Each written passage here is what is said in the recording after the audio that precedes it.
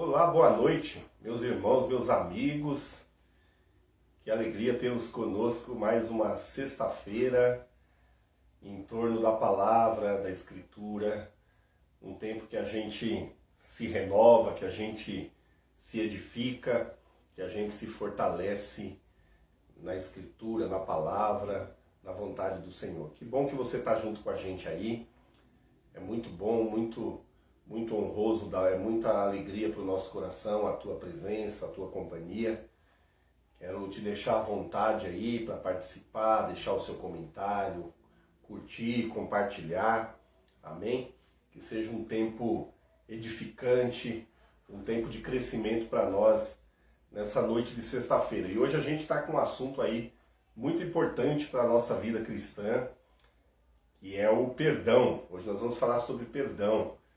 Essa virtude tão importante que é produto, na verdade, da graça de Deus, né? O perdão, ele é o produto da graça de Deus. Sem ele, a graça não nos alcançaria, não nos envolveria, não nos transformaria.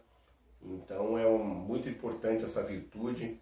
Talvez seja a virtude central do cristianismo, da vida cristã. Então a gente vai falar um pouquinho do perdão hoje. O título da nossa aula hoje é o poder do perdão. Hoje a gente vai falar um pouquinho, analisar um pouquinho à luz das escrituras, o que vem a ser perdão. É fácil perdoar? Não é.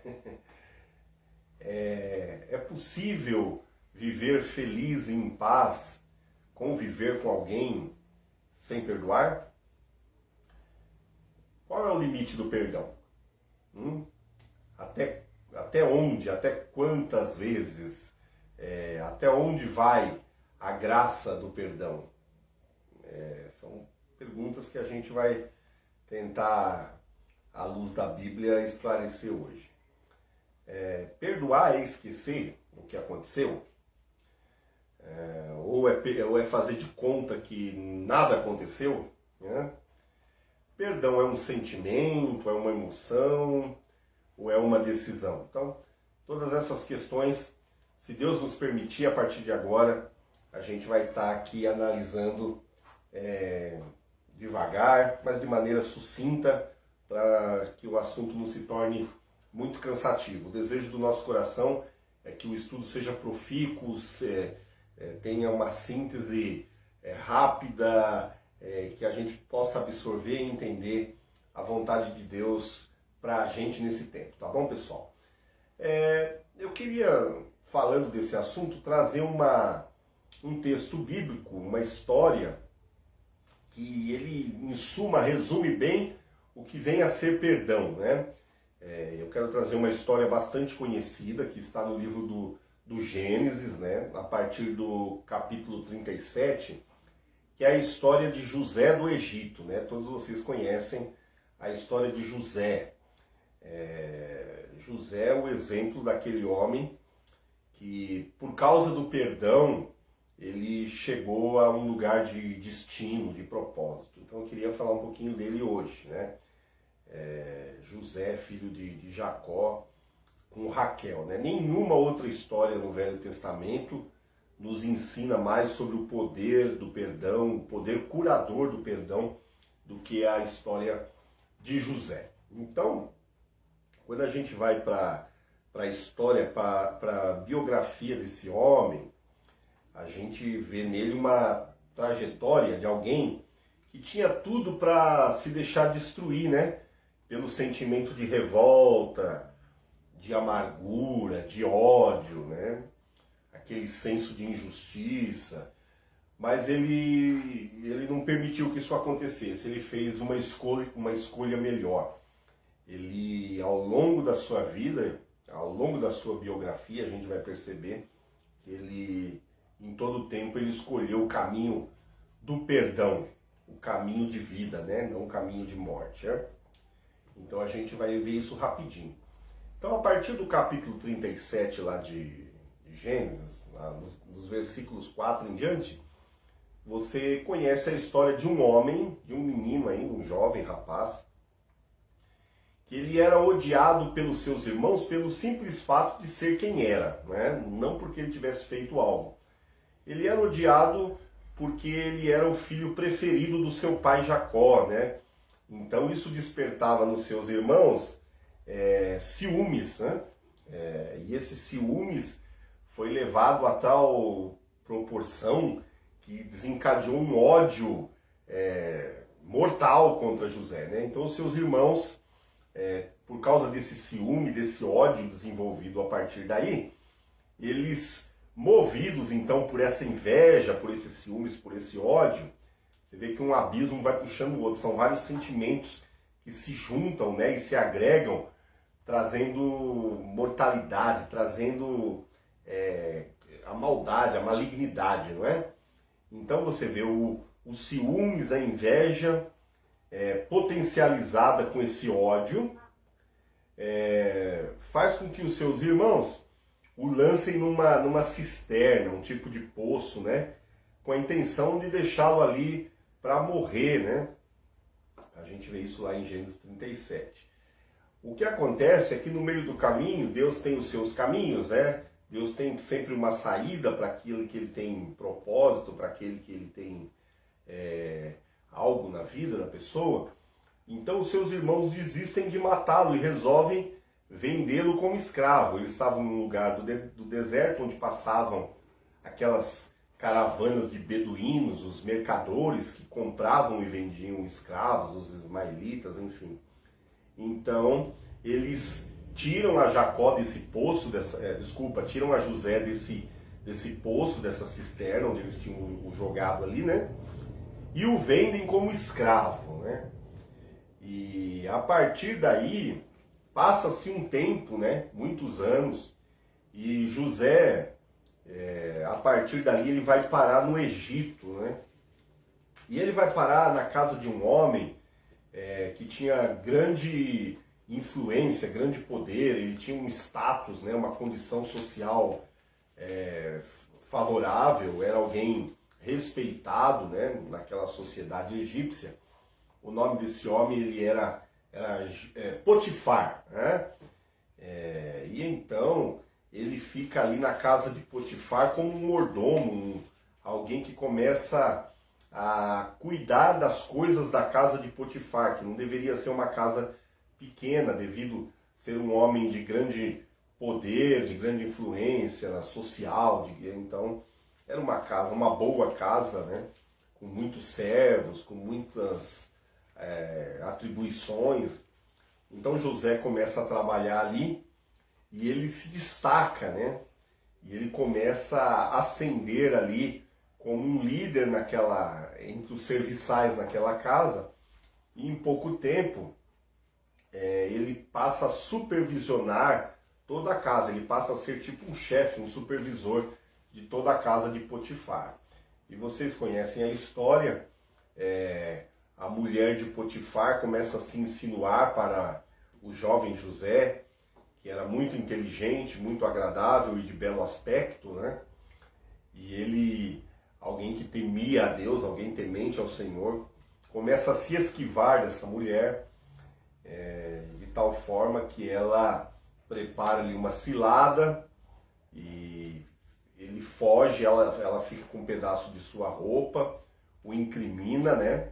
Como se ele fosse alguém que a tivesse atacado. E ele, mais uma vez, injustamente, ele vai indo de injustiça em injustiça, ele vai parar na prisão, né? Vai parar no cárcere, né? E é nesse cárcere que ele começa a desenvolver relacionamento com um copeiro, com um padeiro, homens também que foram presos, que serviam ao rei, estavam ali presos.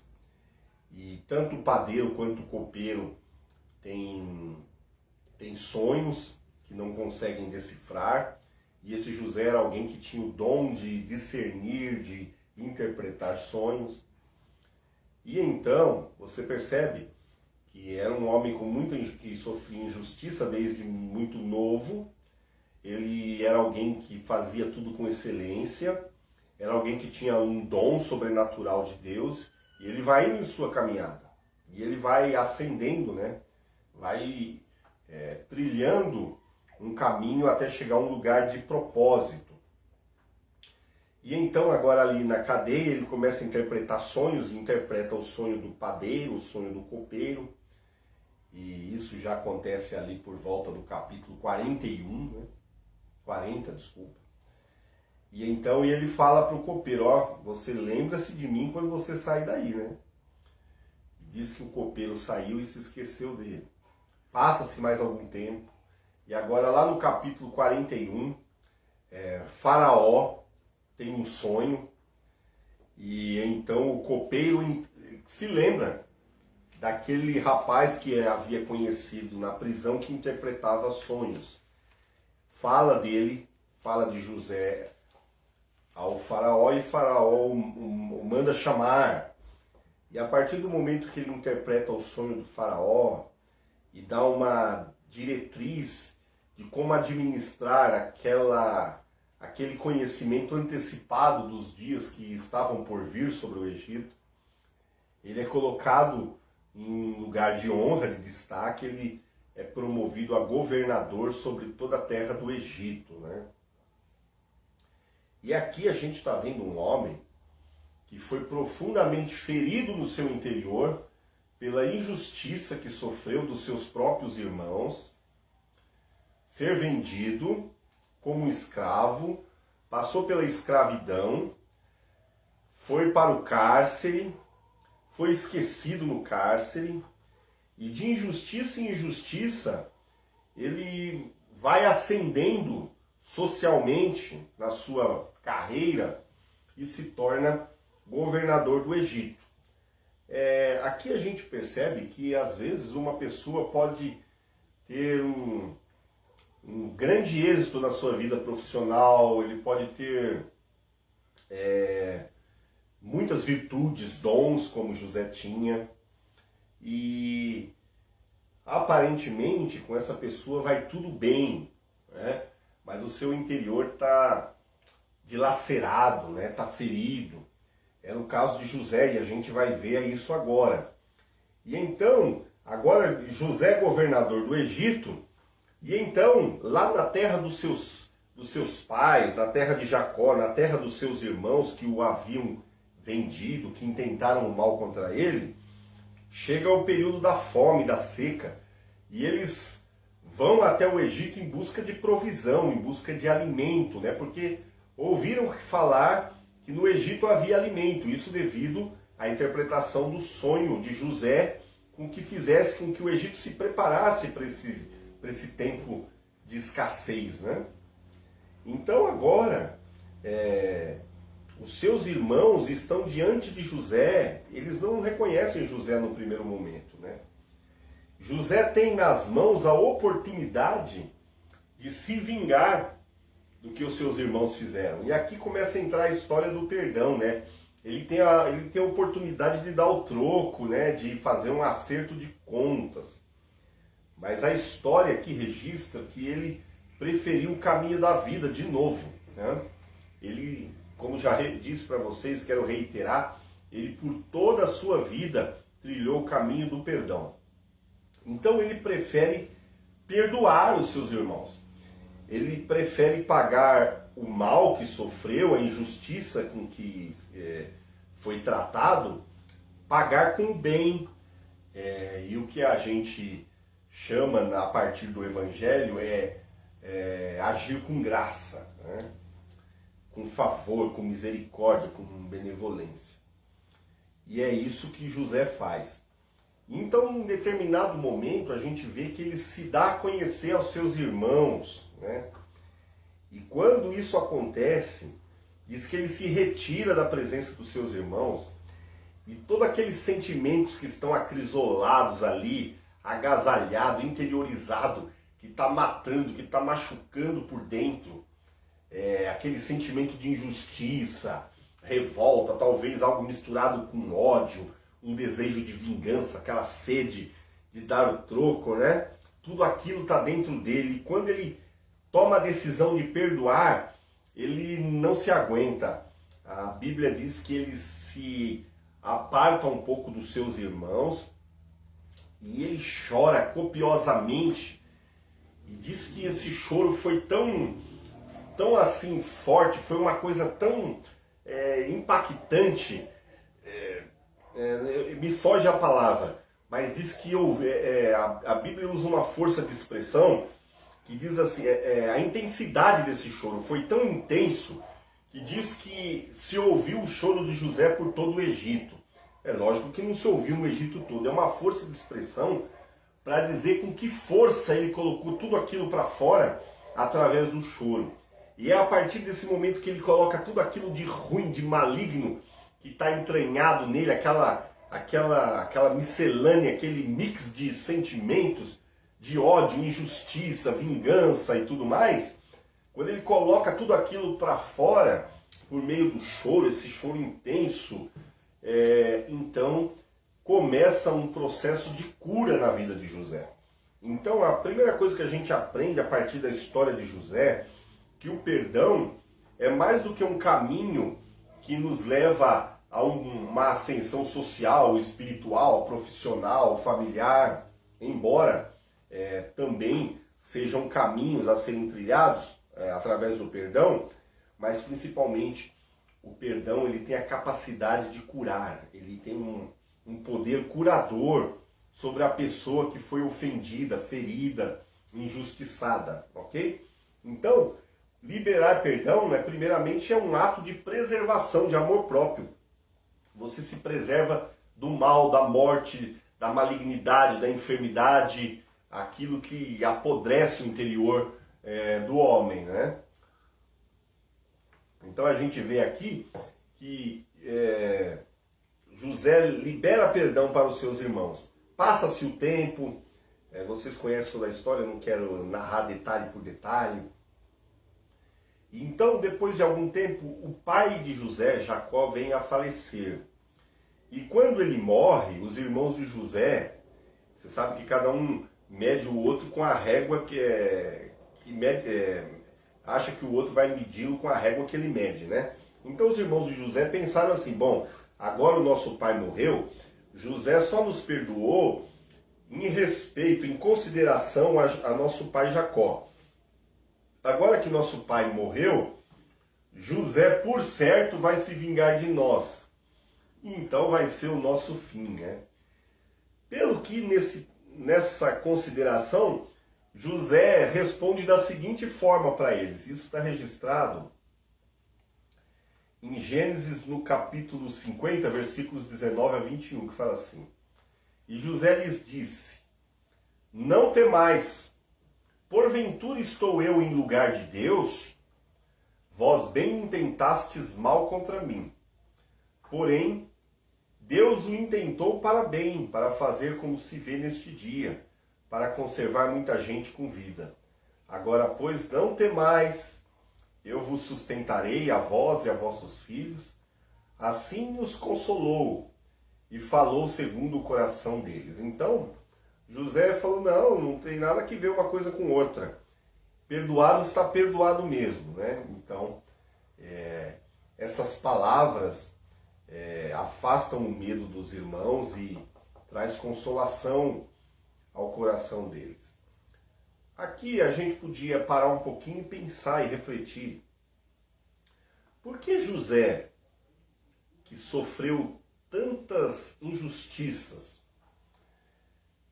preferiu perdoar primeiramente os seus irmãos, depois a esposa de Potifar, que o caluniou, perdoar a Potifar, perdoar o amigo na prisão que o esqueceu? Por que José preferiu perdoar, preferiu o caminho do perdão? Para a gente responder isso aí, a gente tem que refletir um pouco mais a fundo sobre a abrangência do perdão. E então, a gente tem que fazer algumas perguntas, né? A primeira pergunta é por que José fez isso? E há uma resposta que, a partir do choro de José e desse desfecho aqui, da história, é uma resposta que parece unânime em toda a Bíblia. O perdão, queridos, ele é a única alternativa que pode deter em alguém, no nosso interior, ciclos de ódio, de culpa e de dor. Enquanto você não libera o perdão, você começa a trabalhar esses sentimentos de morte, ódio, rancor, amargura, vingança, culpa, uma autopenitência, uma autovitimização e, por conseguinte, essa dor que silenciosa grita dentro de você e vai te matando aos poucos, te rouba a vida, né? Embora às vezes aparentemente você tenha uma carreira de sucesso, esteja estabilizado aos olhos dos homens, mas dentro de você é algo que vai te consumindo. É que nem um queijo que é comido por baixo, né? E ali por fora tem aquele belo aspecto, mas por dentro está tudo oco, já tudo comido, né? Então a falta de perdão traz isso. Mas o perdão, ele restaura o interior, ele traz vida, né? Ele joga fora o ódio, esses sentimentos, ele lança fora tudo isso, né? Essa dor. Então a gente vê que José tinha essa mente alargada, né? A pele grossa, aguentava sofrimento, injustiça, mas o coração era mole, um coração perdoador, um coração ensinável, né?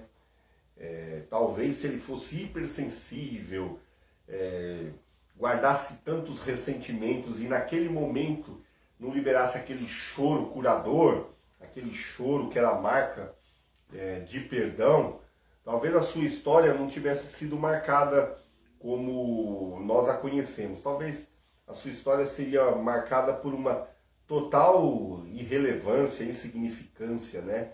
E ele não teria chegado, não teria alçado os lugares aonde ele chegou, né? Então, basicamente, perdoar é jogar esse lixo emocional que fica acumulado na gente para fora, né? O que é perdão? Como definir perdão? E aqui eu trouxe algumas definições para a gente meditar rapidamente. Definições sobre o que é perdoar. Vamos lá. Primeiro aqui, perdoar é reconhecer que só Deus tem o direito de julgar, né?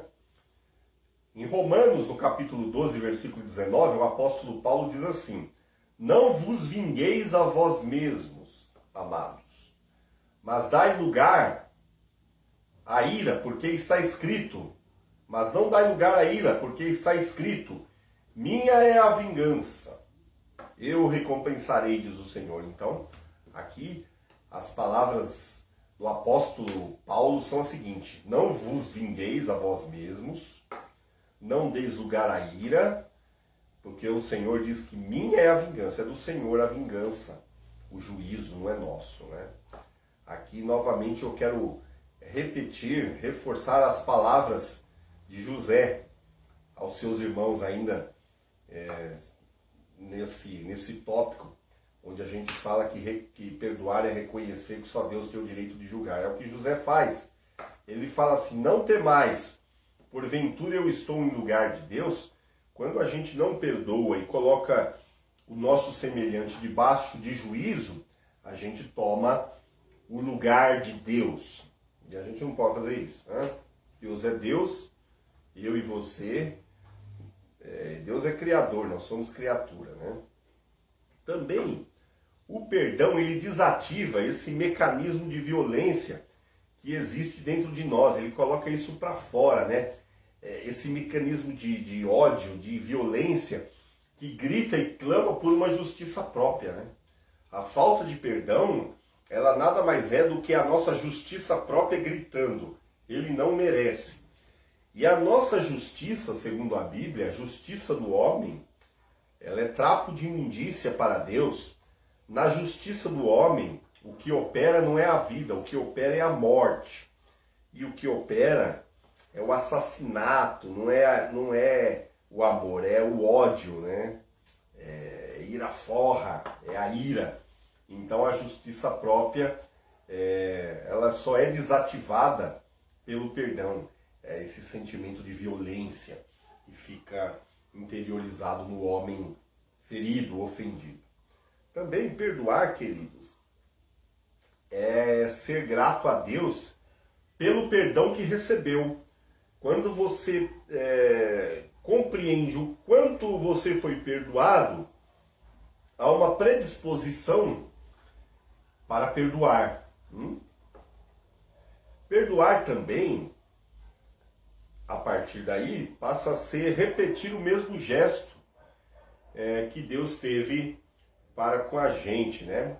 Então, perdoar basicamente é aquilo que você recebeu, que aquilo que lhe foi perdoado, você perdoar. É replicar a ação de Deus. Você se torna um canal que é limpo e limpa, que é abençoado e abençoa, que é perdoado e perdoa, né? Isso basicamente é o perdão. Perdão também nunca tem a ver com condicionantes, por exemplo. É oferecer amor quando não há motivo para amar, né? É com esse amor que Deus nos amou. Quando a gente vai para a parábola do filho pródigo, é esse amor que o pai recebe o filho. Perdoar quando não há motivo, não há razão, não há lógica em perdoar, ok? Em amar. Também perdoar, queridos, passa a ser então, passa na verdade, quando você perdoa, você começa a manter aberto esses canais por onde flui o amor incondicional de Deus, né? Assim como Deus amou de maneira incondicional, aqui na parábola do filho pródigo, o filho pródigo é amado pelo pai incondicionalmente. Quando nós perdoamos, independente de alguém merecer ou não merecer, a gente se torna um canal que flui esse amor incondicional de Deus, que já foi derramado na nossa vida, né? Também perdoar é tomar uma decisão, não é um sentimento, é tomar uma decisão de não levantar mais essa bola, não desenterrar essa ofensa que aconteceu diante de 3 pessoas, diante de Deus, diante do outro, dos outros, inclusive do ofensor, do opressor, e a si próprio. Então, pelo menos você não levantar isso de novo, não colocar em evidência novamente aos olhos de 3 pessoas, Deus, a si próprio e o ofensor, né? É você não levantar aquilo que já deve estar sepultado. Também, perdoar, o perdão, ele é uma semente, gente, é uma semente de misericórdia, é uma semente de graça, de amor. É o que o apóstolo Tiago fala no capítulo 2, versículo 13. Ele fala assim: porque o juízo será sem misericórdia sobre aquele que não fez misericórdia. Então, misericórdia é uma coisa que você planta para colher mais adiante, tá vendo? Porque o juízo será sem misericórdia sobre aquele que não fez misericórdia. E a misericórdia triunfa no juízo. Percebeu? Triunfa do juízo, desculpa. Então, existe aqui uma condicionante. Quem não perdoar, quem não usar de misericórdia, no dia do juízo, não receberá misericórdia. Tá bom?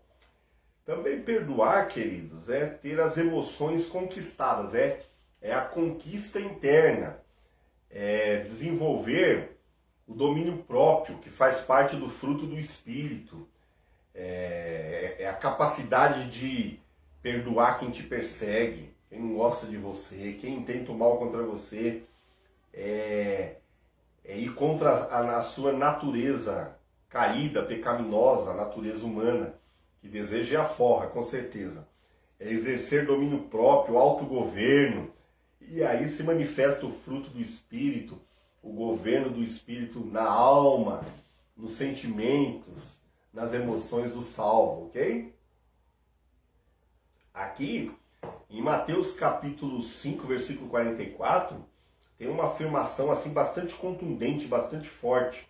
Diz assim: eu, porém, vos digo, amai os vossos inimigos, bendizei os que vos maldizem, fazei bem aos que vos odeiam, orai pelos que vos maltratam e vos perseguem, para que sejais filhos do vosso Pai que estás nos céus. Ou seja, a filiação celestial tem a ver com praticar isso. Isso vai contra toda a convenção humana, né?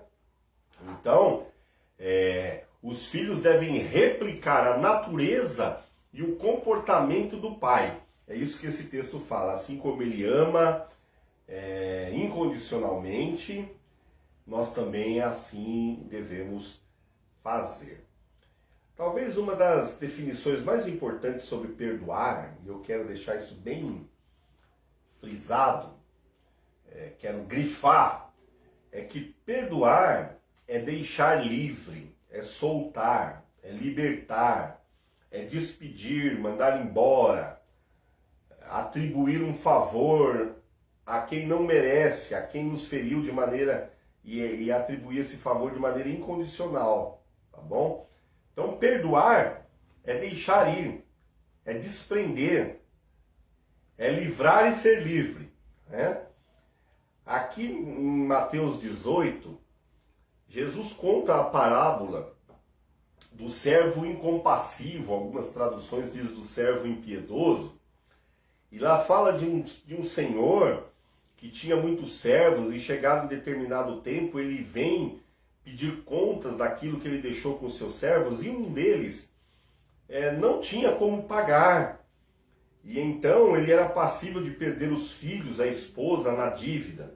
Mas esse senhor usou de compaixão, de íntima compaixão, é a expressão usada lá, e ele perdoa este servo, ele libera ele da dívida.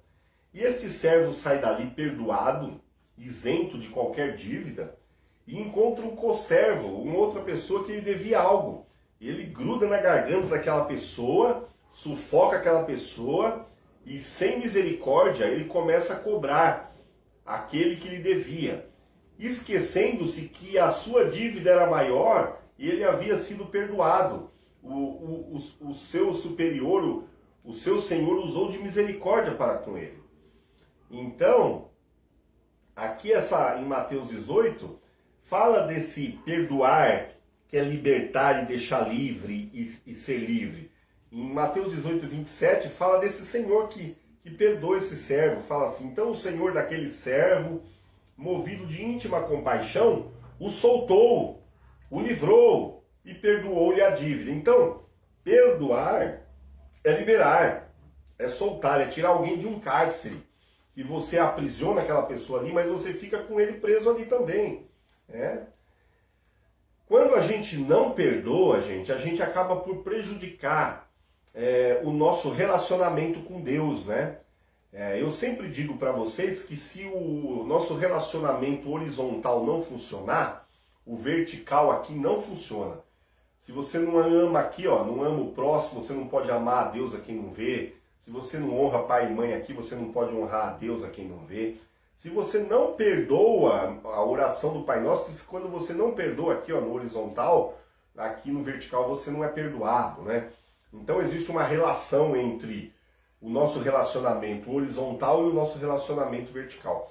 Então a falta de perdão, essa barreira que nós levantamos e edificamos no relacionamento horizontal, muitas vezes sem saber a gente acaba por fazer da mesma forma no relacionamento vertical. É o que o apóstolo João, na sua primeira carta, no capítulo 2, versículo 9, ele escreve assim: aquele que diz que está na luz e odeia o seu irmão, até agora ele está em trevas, então ele não está em luz. Também, ainda voltando a Mateus 18, que fala desse servo impenitente, esse servo incompassivo que recebeu perdão e não perdoou, quando o seu senhor que o havia perdoado ficou sabendo que ele não perdoou o outro que lhe devia, diz que ele fica indignado. Mateus 18, 34, diz assim: indignado, o seu senhor o entregou aos atormentadores até que pagasse tudo que lhe devia. Algumas traduções dizem, em vez de atormentadores, usa a expressão verdugos, tá? Que é um tipo de demônio que atormenta a pessoa, que tira a paz, que rouba o seu conforto, a sua segurança, a sua tranquilidade interna, né? Que traz tormento, doenças psicossomáticas que se desenvolvem a partir, elas começam a se manifestar no corpo físico a partir de uma alma doente porque não perdoa, que carrega todo aquele lixo dentro de si. Então quem não perdoa acaba por se colocar debaixo da ira de Deus, a partir do momento que Deus permite que essa pessoa seja atormentada no seu corpo, na alma e no seu corpo físico. A gente conhece as doenças psicossomáticas, muitas delas têm origem, têm a causa na falta de perdão, tá? Certos tipos de reumatismos, certas úlceras, né? Certos tipos de câncer tem a ver com essa falta de perdão, ok? Não vou generalizar, mas alguns casos essa origem, tá bom? Também a gente não pode espiritualizar tudo. Existem muitas situações que podem levar uma pessoa a ter um reumatismo, uma úlcera, um câncer, que nada tem a ver com falta de perdão. Mas é uma possibilidade também, tá bom? Outra coisa, quem não perdoa está impedido de ser perdoado. É aqui, ó, horizontal e vertical. Ainda lá em Mateus fala disso, Mateus 18. Eu vou ler todo o texto para vocês a partir do versículo 32 e 35, que eu estou citando pedaços. E aqui a gente percebe que quem não perdoa está impedido de ser perdoado. Ó, versículo 32 de Mateus 18. Então o seu senhor, chamando-o à sua presença, disse-lhe: servo malvado, perdoei-te toda aquela dívida porque me suplicaste. Versículo 33. Não devias tu igualmente ter compaixão do teu companheiro, como eu também tive misericórdia de ti? Indignado, o seu senhor o entregou aos verdugos ou atormentadores, até que pagasse tudo o que lhe devia. Assim vos fará também meu Pai Celestial, se do coração não perdoardes, cada um a seu irmão as suas ofensas. Então percebe que existe uma condição para ser perdoado, é perdoar. É difícil, hein? Quem não perdoa, e aqui a gente já vai para o Novo Testamento, ele alimenta aquelas raízes, uma árvore dentro de si, com tentáculos do inferno, né? Que é tentáculos de morte, de mágoa, ressentimento, amargura. A pessoa é amarga, sabe? Uma pessoa que não é agradável você estar perto dele, tudo que ele fala, você vê amargura, você vê tristeza, rancor. Isso são os tentáculos do inferno que se manifestam na alma daquele que não perdoa, né? A falta de perdão origina muitos males, né? Não só na questão, na psique, na mente, nas emoções, mas no corpo físico da pessoa, né? Por causa dessa associação de ira, essa descarga de adrenalina, de pressão, enfim, tudo no corpo físico pode ocasionar doenças, como eu já disse para vocês. Efésios 4, 31 e 32 diz assim: toda a amargura e ira e cólera e gritaria e blasfêmia e toda malícia sejam tiradas dentre vós. Aí vem aqui o antídoto. Antes sede uns para com os outros benignos, misericordiosos, perdoando-vos uns aos outros, como também Deus vos perdoou em Cristo. Isso está em Efésios 4, 31 e 32. Eu trouxe aqui uma outra historinha para vocês, uma outra parábola. Eu tinha falado para vocês da história de José, que não é uma parábola, é uma história verdadeira, dos nossos patriarcas lá, anos idos lá atrás, ainda na velha aliança, no povo da promessa, a promessa que chegou até nós, descendentes de Abraão. E agora aqui no Novo Testamento nós temos a parábola do filho pródigo, que eu já meio por cima ventilei, né? Aí em algum momento aí. Nessa parábola, a gente nem sempre é o filho que saiu de casa. Vocês conhecem a parábola do filho pródigo. O pai ainda vivo, um dos filhos pede a sua herança, algo que era incomum, porque a herança o filho só recebe quando o pai morre, né? Então o pai vivo, o filho pede a herança, é como se desejasse a morte do pai ou o tivesse como morto, né? E ele pega a sua herança e sai por esse mundão de Deus afora a gastar tudo, né? Em orgias, bebedices, em dissoluções sem fim. E então ele volta nu com a mão no bolso, sem nada, sem dinheiro, sem vergonha, né? Sem virtude nenhuma, sem merecimento algum. Ele volta para a casa do pai e não imaginava ser recebido com tamanho amor, ser perdoado de maneira incondicional, né? E então ele tinha um irmão que ficou lá o tempo todo enquanto ele foi para farra, enquanto ele foi para Esbórnia. E esse irmão ficou profundamente ofendido com a maneira como o pai recebeu a seu irmão. Ele não achava que o seu irmão era digno de ser recebido com aquela festa. Ele se achou injustiçado pelo tratamento que o irmão recebeu. Então, analisando essa parábola, muitas vezes a gente não é o filho pródigo que saiu e desperdiçou tudo que o pai entregou, né? Às vezes a gente não é esse filho que saiu dissolutamente pelo mundo e se desfez de tudo que o pai, em sua bondade e graça, nos entregou. Não, às vezes a gente é o filho que ficou na casa, né? Na casa, servindo, do lado do pai o tempo inteiro, e a gente, às vezes, é esse filho que peca por dois motivos que são determinantes, que são cruciais.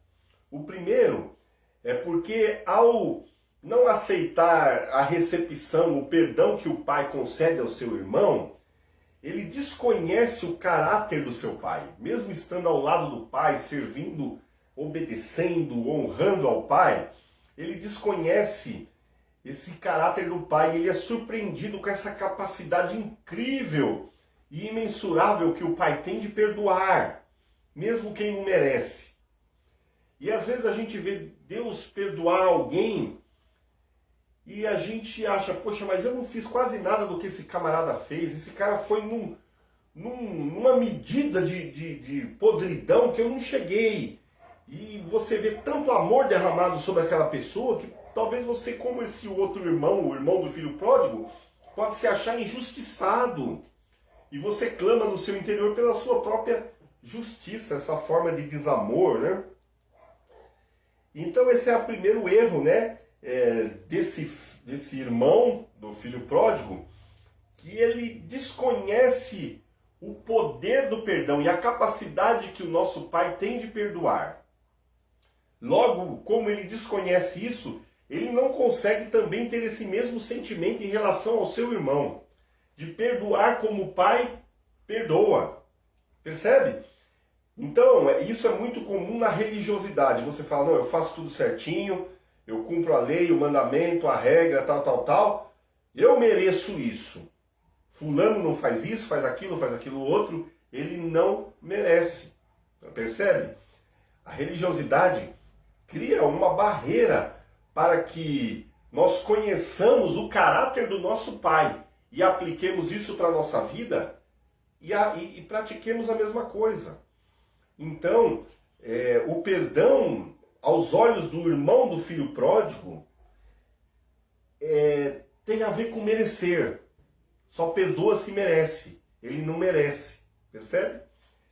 E então, o segundo erro aqui, o segundo pecado desse irmão é a incapacidade de chamar de irmão aquele que o seu pai chama de filho. Porque ele fica tão irado que ele, em nenhum momento ele se refere ao seu irmão como seu irmão, Quando ele vai falar com o pai, falando do irmão, ele fala assim, esse teu filho, ou seja, não é meu irmão, é esse teu filho que andou por aí, ó, percebe? É uma incapacidade de exercer perdão por causa do amor fraterno, percebe?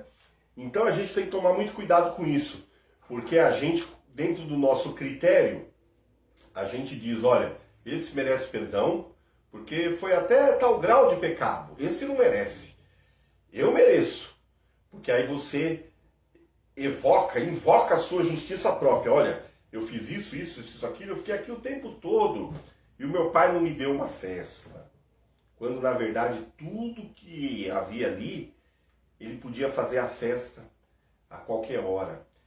A questão aqui, e eu vejo isso, é que na casa de quem perdoa, na alma de quem perdoa, sempre tem uma festa, sempre tem um banquete de vida. Daquele que não perdoa, mesmo que ele tenha tudo à disposição para viver em festa e em vida abundante, ele não consegue desfrutar disso. Porque a falta de perdão é um ponto limitante na vida da gente. A gente precisa perdoar para a nossa vida ter alegria, ter festa, ter música, ter abundância, ok? Então, a gente nunca deve ser como o irmão do filho pródigo. Também devemos perdoar. Se recebemos de Deus perdão, devemos perdoar como Deus perdoou. Efésios 4,32 já disse para vocês, aqui eu quero repetir, perdoando-vos uns aos outros, como também Deus em Cristo vos perdoou. E aqui eu quero trazer uma fala do apóstolo Paulo na segunda carta aos Coríntios, no capítulo 2, versículos 10 e 11, que é para a gente pensar. É que a falta de perdão, quando eu deixo de perdoar, o inimigo ele começa a ter vantagem sobre a minha vida, não só com os tormentos, os verdugos, as doenças psicossomáticas, a intranquilidade, a falta de paz, mas nos relacionamentos. Olha aqui o que ele diz em 2 Coríntios 2, versículos 10 e 11.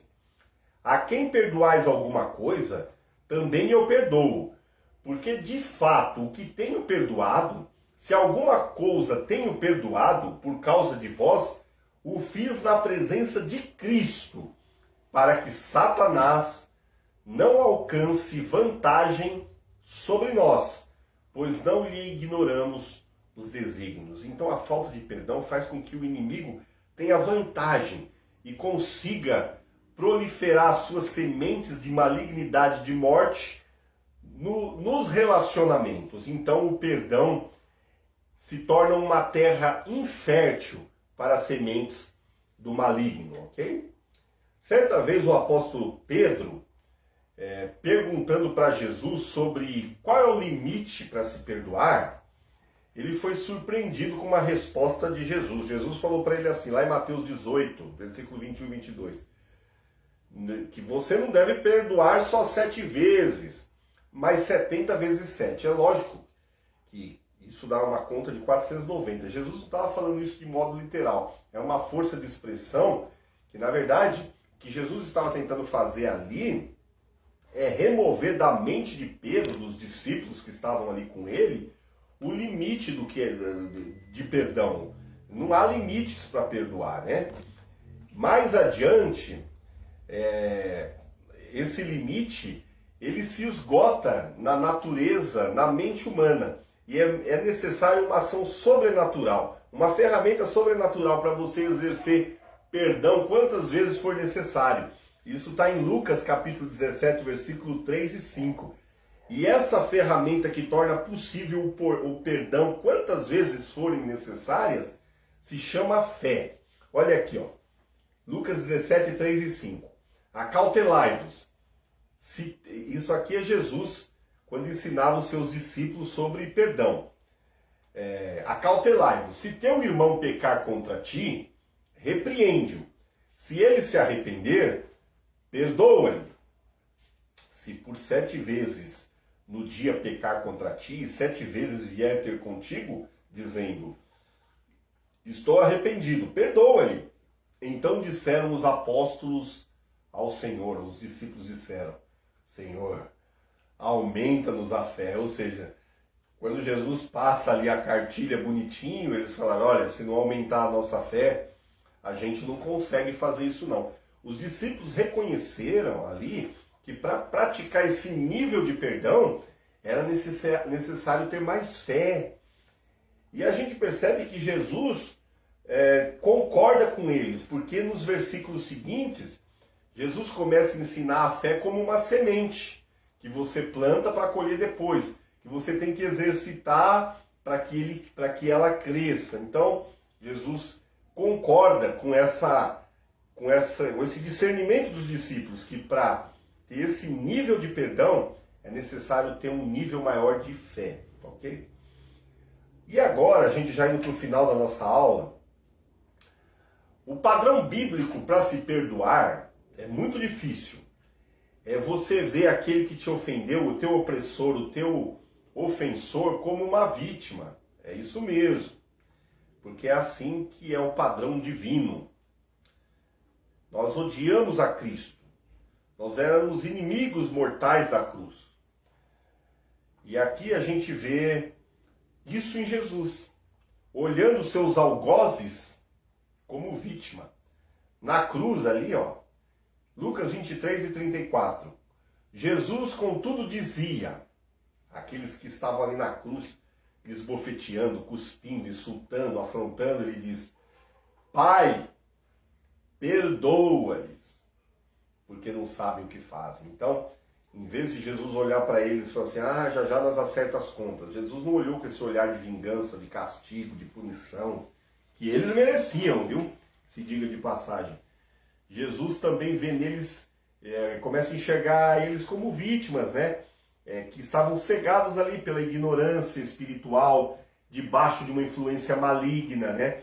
Sem nenhum discernimento de quem de fato eles estavam matando. Eles eram também vítimas de todo um sistema que afasta as pessoas de Deus e a revelação da verdade do Evangelho de Deus, né? Que está nas Escrituras. Então, Jesus os via como vítima. E ao reconhecer que eles eram vítimas, em vez de alimentar essa dó, essa vitimização, que é o que nós com certeza faríamos, Jesus tem compaixão deles, né? E esse é um princípio para você perdoar e deixar o perdão fluir livremente na tua vida. O primeiro mártir do cristianismo, Estevão, ele adota o mesmo padrão de perdão, né? Ele está ali sendo apedrejado, né? E ele faz a seguinte oração, você pode conferir isso lá em Atos capítulo 7, versículo 60. Ele diz assim: então ajoelhando-se, isso foi Estevão, então ajoelhando-se, clamou em alta voz: Senhor, não lhe imputes este pecado, ou seja, perdoa eles não sabem o que eles estão fazendo. Tem gente que pensa que quando você perdoa, você está beneficiando aquela pessoa que te feriu, que te ofendeu apenas. Na verdade, o maior benefício, quem usufrui, é a vítima que perdoa, que está ferida, né? Porque, como já disse para vocês, sem perdão não há cura, né? E quando não há cura, essa doença que está interiorizada vai se complicando, a saúde espiritual, emocional e até física dessa pessoa ressentida vai ficando afetada e a pessoa começa a trilhar caminhos de amargura, de morte profunda, né? Tem um outro texto aqui, eu vou falar rapidamente que eu já quero terminar. No capítulo 5 de Mateus, é todo um contexto sobre perdão. E Jesus adverte sobre o perigo de não perdoar. No versículo 25 e 26, Jesus fala assim: entra em acordo sem demora com teu adversário, enquanto estás com ele a caminho, para que o adversário não te entregue ao juiz, o juiz ao oficial de justiça, e sejas recolhido à prisão. Aqui a gente não sabe exatamente que tipo de prisão Jesus está se referindo, mas o que é certo é que ele está dizendo que a falta de perdão te aprisiona. Você aprisiona a pessoa que você não perdoa, mas você também está aprisionado você está ali amarrado, algemado àquela pessoa, os dois estão aprisionados ali. Isso é um fato, né? A gente percebe isso, que muita gente vive presa e não consegue progredir na sua vida espiritual, na sua vida ministerial, na sua vida familiar e até na sua vida cotidiana, secular, profissional, por causa da falta de perdão. Ele é corroído por todo dia, a sua existência é minada, né, de tal forma que essa pessoa vive numa eterna prisão, né? E então é aqui que entra o conselho, e na verdade é um mandamento da Escritura, que é perdoar. Perdoar não é um sentimento, queridos, é uma decisão. E na Bíblia, toda vez que é usado o verbo perdoar, é sempre no imperativo, ou seja, é uma ordem. Você deve perdoar, não é um sentimento. Você tem que decidir perdoar, né? O perdão, ele tem uma capacidade muito grande de nos ligar a Deus, à vontade de Deus, ao coração de Deus. Por quê? O perdão, ele é capaz de destruir dentro da gente as estruturas de orgulho que tem dentro da nossa alma.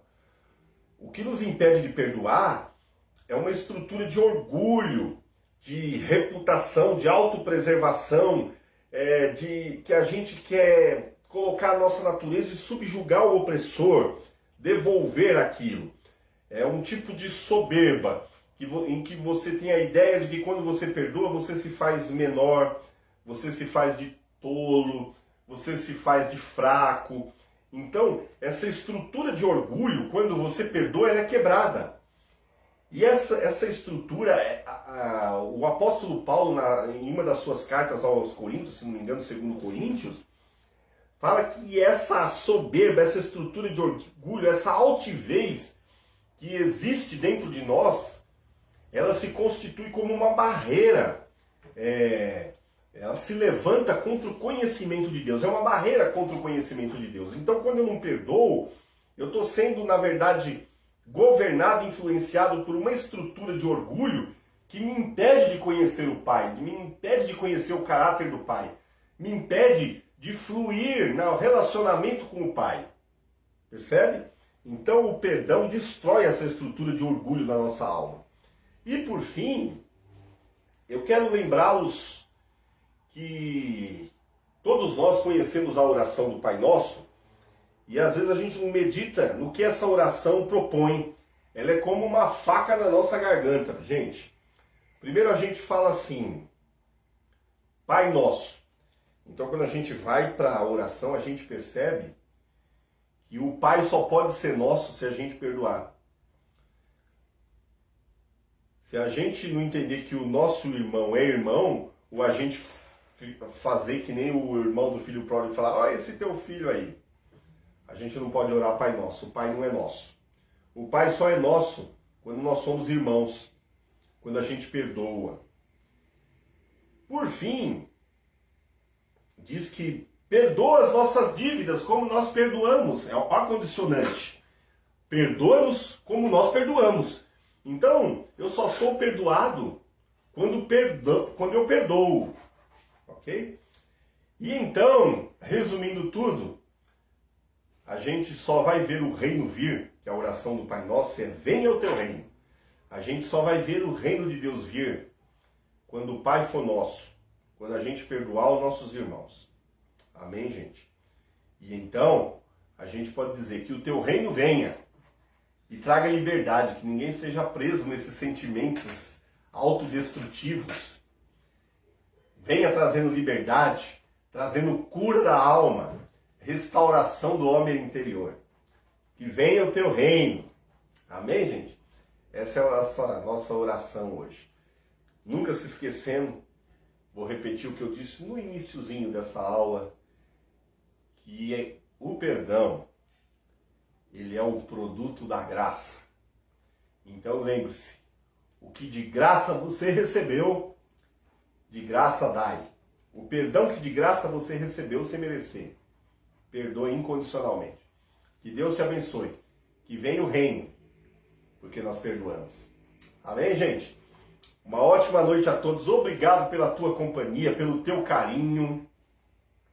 Que você tenha um restinho de noite abençoado, um sono reparador e que amanhã você levante cheio da unção, da virtude do Senhor para viver um dia cheio de graça, favor, misericórdia e com muito perdão para dar e receber. Amém, gente? Obrigado por tudo, pelo carinho, pela tua participação. Deixe seu comentário, a tua curtida aí. Que Deus te abençoe. Tenha uma ótima noite. Um beijo no coração de todos vocês.